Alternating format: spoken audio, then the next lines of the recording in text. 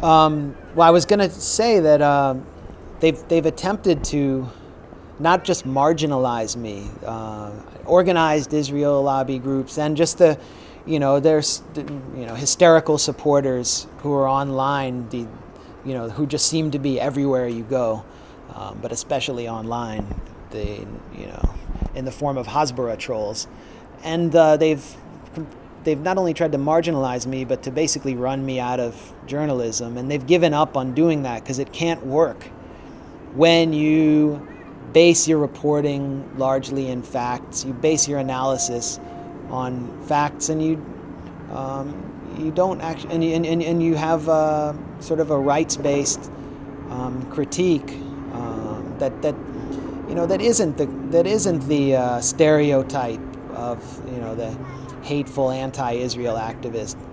I mean, especially because I've spent so much time connecting with Israelis who are dealing with the conflict. I think it's really difficult for people in think tanks in Washington and pro-Israel think tanks who aren't there, who don't actually know what's going on, to isolate me in the way that they want. But really, the strength I have is that I've devoted myself to online independent media, and there are so many websites, and there's just a growing portal for disseminating news and factual reporting about Israel-Palestine. You see Jonathan Cook as a perfect example of someone who's succeeded in presenting a different view of the conflict, a really avant-garde view that's completely based in facts, and he's done it through online reporting. So I started my career in journalism out by covering the conservative movement, the Christian right and the Republican Party. I could pretty much say whatever I wanted about them in the U.S. and still make it onto networks like MSNBC. And CNN has even done a package about me and a video I did where I called the college Republicans a bunch of chicken hawks for supporting the war on Iraq and not going to fight. I doubt I can ever be hosted again by these networks because of the reporting I've done. The critical, factual reporting on Israel. Maybe they'd like to have me, but they fear an enormous pressure campaign that will never end if they do have me on. So that's what's happened. I don't care, I don't feel like these networks and also NPR, National Public Radio in the United States, will never present the criticism of Israel that we're used to seeing online, even factually. And I published a book called Republican Gomorrah, and in one appearance on NPR with Terry Gross, a host who's very pro-Israel, she let me just give my whole analysis on the Christian right. Within 5 minutes, I was checking on Amazon, my book sales, and I surpassed Glenn Beck and Michelle Malkin. I was in the top 10 on all of Amazon because of this show. If I write a book about Israel-Palestine, which I'm doing, I will never get on this show. And so it requires moving completely around the mainstream media, and I have a lot of hope that I'll be able to do that, not only with the help of websites like Electronic Intifada or international media, which is more willing to present a sane outlook, but with the help of you guys and with the help of Students for Justice in Palestine chapters in the United States and people all over the world who are incredibly concerned about this issue and are disgusted by the kind of coverage they're getting, and beyond that by the demonization of people who've already been dispossessed, who they can identify with not just on a cultural level, but on a level of feeling that that's happening to them in their own societies, that the media is ignoring them. So I've never felt more secure and confident about being able to get my reporting out, and I've never felt more support in my life for what I'm doing since I've started covering this issue and doing so in an unapologetic way. And I think that says a lot about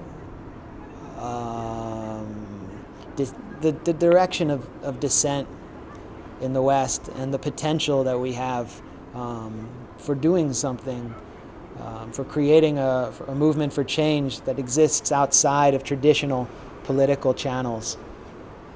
And you had a question about has my work gotten me in trouble in Israel? We have to know the Israeli airport situation. Basically, when you arrive at the airport in Israel,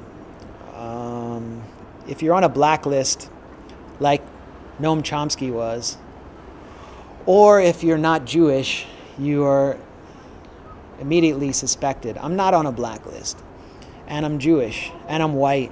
I'm an Ashkenazi Jew. I'd say I have cousins there. I don't have any cousins there. I have a lot of friends there, but they don't really suspect me because of the way that they're trained, which is based on racial profiling and what they call psychotechnics, your body language and how your face, the kind of emotions that are apparent in your face. And so I've never had any trouble getting in. When you leave Israel, it's actually more problematic and troublesome. You're interviewed by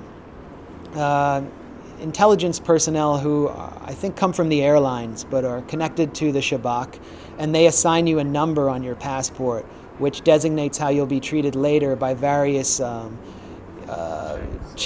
security checks. I almost always get a 1 because I can say I went to Hebrew school, I'm Jewish, I'm white, and I'm not on a blacklist because I haven't been arrested at a demonstration, and I don't think they have the desire to make me into some kind of a martyr.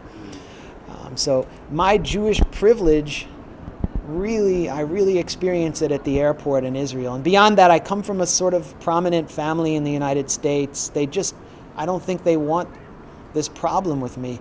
On the other hand, Jared Malson, who reported for MAN News in the occupied West Bank, was detained. He's Jewish.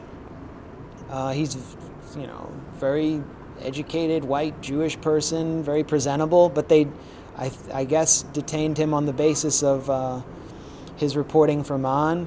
They kept him in isolation, denied him toothpaste, kept him in one pair of clothes and broke him down while he was trying to appeal, and he finally signed his deportation order and agreed to leave. And so it happens randomly. And then, of course, you hear the stories that happen just every hour with Palestinians who live in the diaspora who are coming to try to visit family. My friend Maysoon Ziad, it's Maysoon Ziad, the comedian, sorry, it's been a long interview. The comedian she has cerebral palsy. She was denied her medication by a Shabak officer.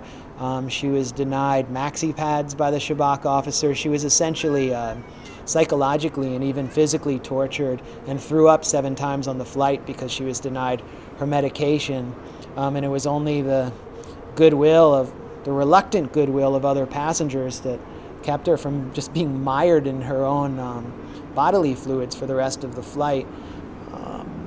And she told me that the Shabak officer handed her her card and kind of gloated over what she had done to her and said, "Yeah, see if you can do something. My phone number's right here and my name is Ronit." And so she keeps the card with her everywhere she goes. So that's something that I always keep with me as a reminder when I'm going into the airport, Ben Gurion Airport in Israel, or when I'm leaving, which is that I'm benefiting from Jewish privilege in this situation, and I have an obligation to use that benefit, to apply it in order to attack the foundations of privilege for anyone based on their ethnicity. Privilege should only be afforded on the basis of merits. And that's essentially, as soon as I get through the airport, what I set out to do every second that I'm there, when I'm not drinking as much as I can, to calm myself down from what I've seen. And I'm not going to stop doing it. I'm not going to stop. As long as they keep letting me in, I'm going to keep taking advantage of what they've given me in order to prevent them from giving that to me again on the basis of what I am.